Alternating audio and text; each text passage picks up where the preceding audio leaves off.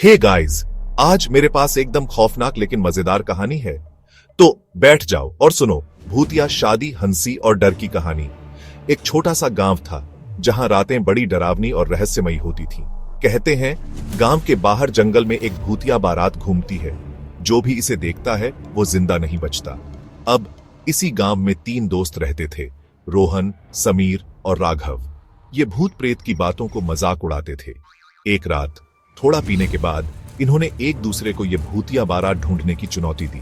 क्या तुम लोग डर रहे हो? भूत होते ही नहीं हैं, समीर हंसते हुए बोला।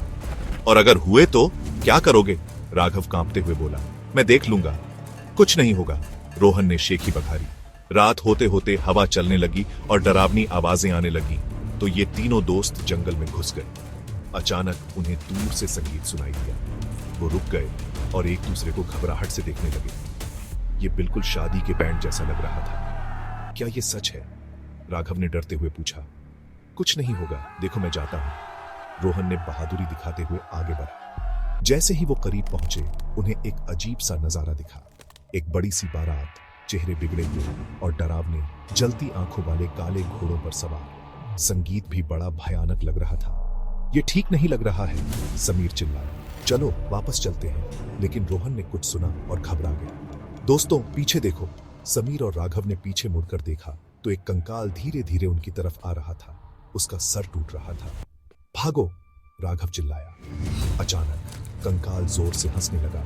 पकड़ा गया, ये कोई भूतिया बारात नहीं है, ये मेरी शादी की रिहर्सल है।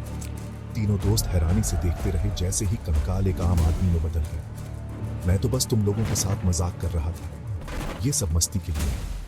शर्मिंदा होकर रोहन, समीर और राघव खड़े हो गए। तुमने हमें मजाक के लिए डराया।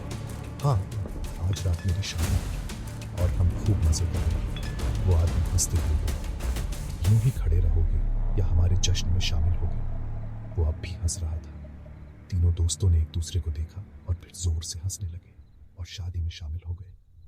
ये डर और हंसी वाली रात उन्हें हमेशा याद रहेगी। और बस इतना ही दोस्तों, उम्मीद है आपको हमारी डरावनी लेकिन मजेदार कहानी पसंद आई होगी।